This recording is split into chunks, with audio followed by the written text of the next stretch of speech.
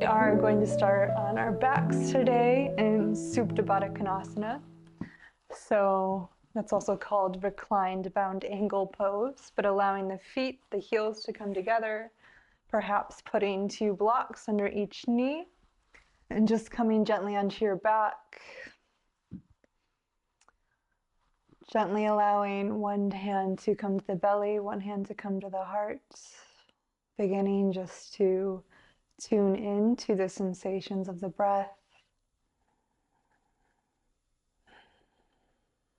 Feeling the rise and fall of the belly on your hands with the inhales and exhales of the breath.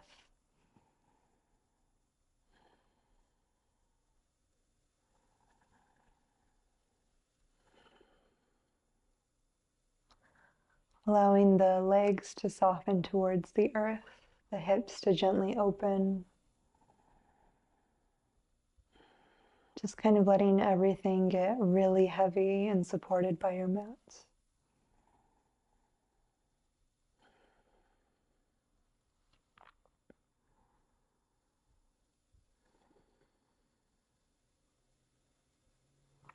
We'll take a deep inhale through the nose. Exhale, noisy sigh out the mouth. One more time, ginormous inhale through the nose. Holding the breath at the top.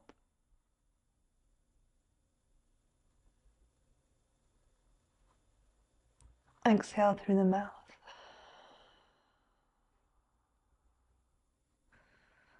Again, just allowing everything to get heavy, supported by, feeling your body supported by your mat in this moment.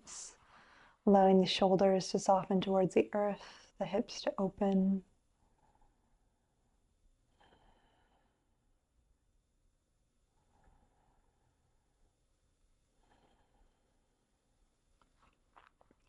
We'll extend both legs long, hugging the right knee in towards the chest. Pushing the shin, the calf into the hands, feeling a nice opening in the front of that left hip. Allowing everything to settle and relax. Perhaps keeping the eyes closed, taking some ankle circles, bending and flexing through the foot.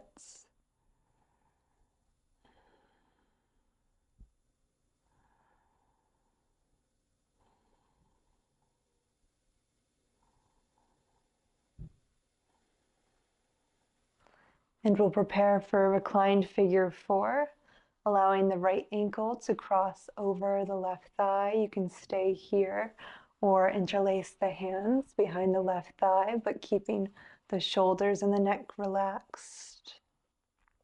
Maybe gently press the right thigh out towards the front of your mat.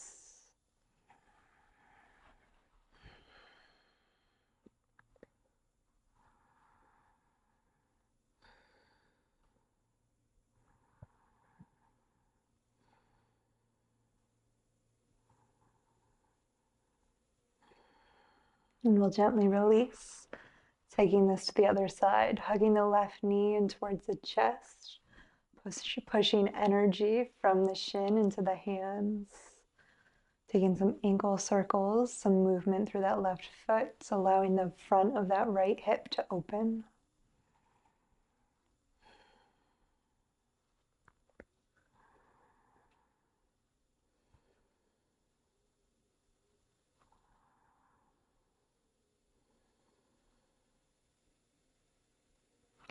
Reclined figure 4 stretch, allowing the left ankle to cross over the right thigh. Again, you can stay here or take the bind behind that right thigh, interlacing the hands.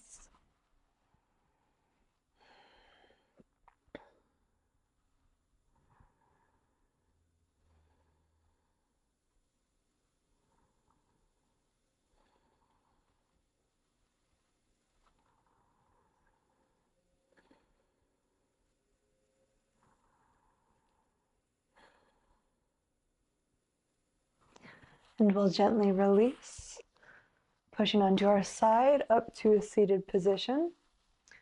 Walking the edges of our feet to the sides of the mat and just beginning to drop the knees to one side, then the other, opening up through the hips. Inhales to come back to center, exhales to drop to the other side.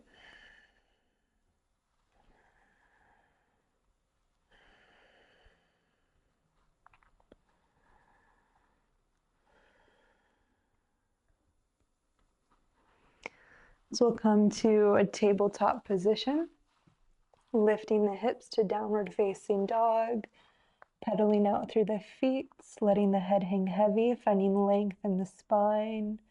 Perhaps the heels reach towards the sky, coming under the tiptoes, getting long in the torso, long in the backs of the legs, pedaling out through the feet.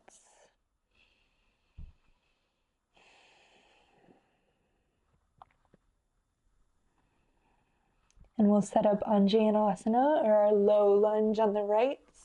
Right foot steps between the hands, softening that back knee, that left knee towards the earth. Hands can gently rest on the right thigh, allowing the hips to sink towards the mat, opening through the front of that left hip. Being intentional with the breath.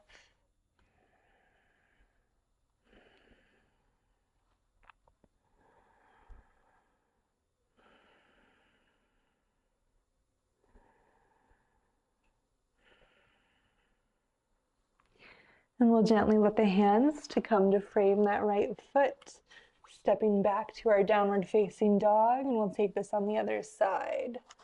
Left foot steps between the hands, back knee will soften towards the earth. Hands can rest gently on that left thigh, allowing the hips to sink open towards your mat.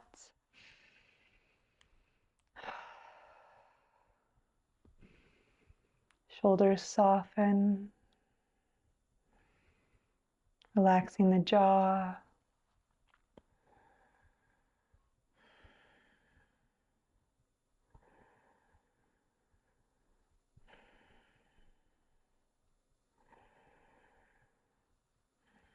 We'll allow the hands to frame that front foot, stepping that left foot back to meet the right at the back of the mat, downward facing dog. Taking our three-legged dog on the left knee bends, reaching towards the sky, left heel reaching towards the glutes. Hips stack and open, heart is centered towards the mat.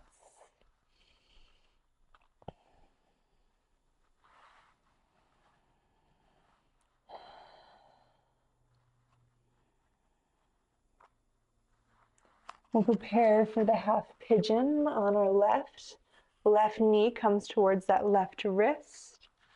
And just allowing the hips to soften towards the earth. And inhale to find length through the spine. Crown of the head reaches towards the sky. Exhale to gently walk forward, letting the heart melt towards the earth. If there's a lot of space between the mat and that left hip, you can stick a block underneath that left hip to feel a little bit more supported in your practice. If this is too much, you can again come to reclined figure 4 on your back.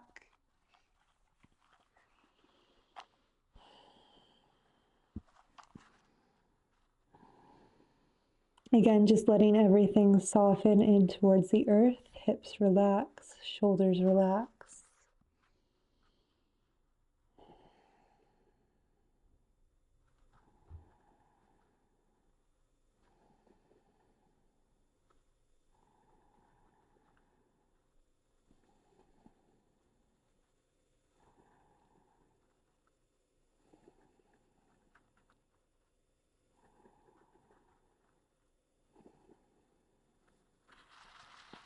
Our next inhale, we'll gently lift the hearts back up, walking our hands in towards our hips, pushing back to downward facing dog. And we'll take this on the other side.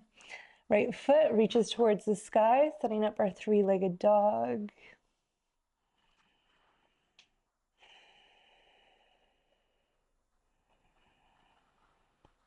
Heel reaching towards the glutes. heart square towards the earth.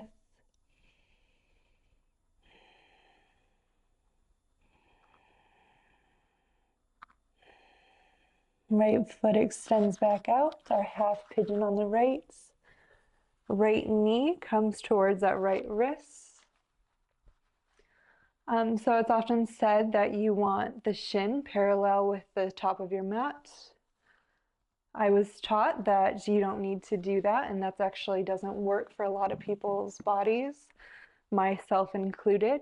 So I kind of get my foot in towards that left hip, which feels more comfortable on my knees, before I'm allowing my heart to soften towards the earth.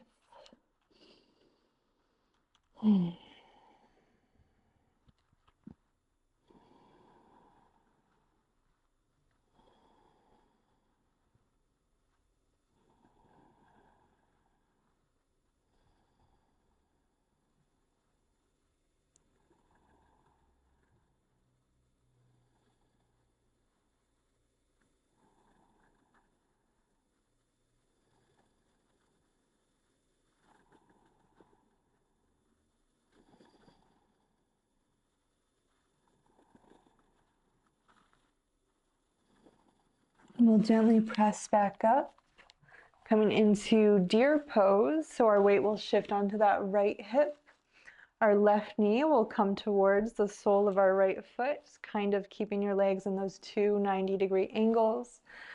And then just walking the hands forward. If you want more of a stretch in that right hip, you can walk your hands towards the left side of the space, allowing the heart to melt towards the earth.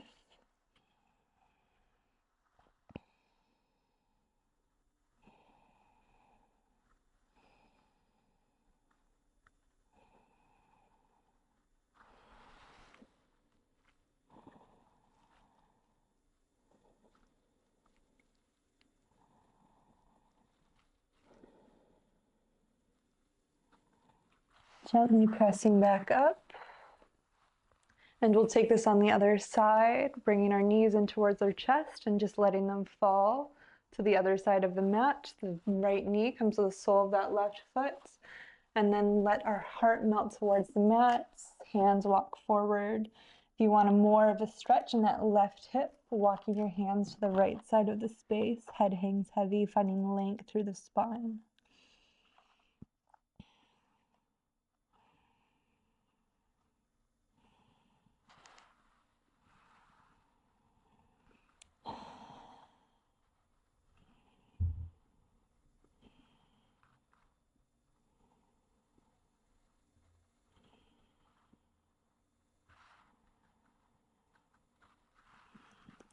Gently pushing back up, and we'll gently come onto our backs, preparing for our final resting pose of Shavasana. Allowing the shoulders to shimmy away from the ears, palms facing towards the sky, letting everything really soften towards the earth. Taking a deep inhale through the nose. Sigh, let it go. Once more, deep inhale through the nose. This time, seeing if you can soften any place that feels tight. Exhale, let it go. Just becoming aware of your breath through the duration of the Shavasana, the sensation of the breath in the body and the rise and fall of the stomach and chest.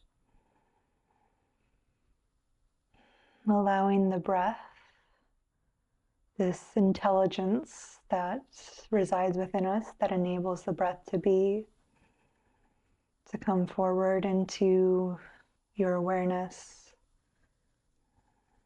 Allowing the breath to bring you into this present moment.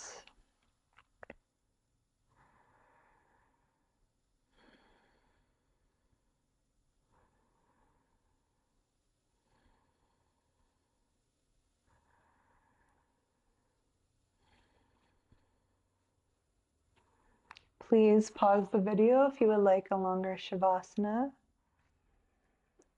I recommend you doing so if you have the time. But once you're ready to close, We'll just bring our hands to that third eye center and an extraordinary gratitude for the practice and for each other, for everyone watching this video, the community of yogis throughout the world. We say namaste.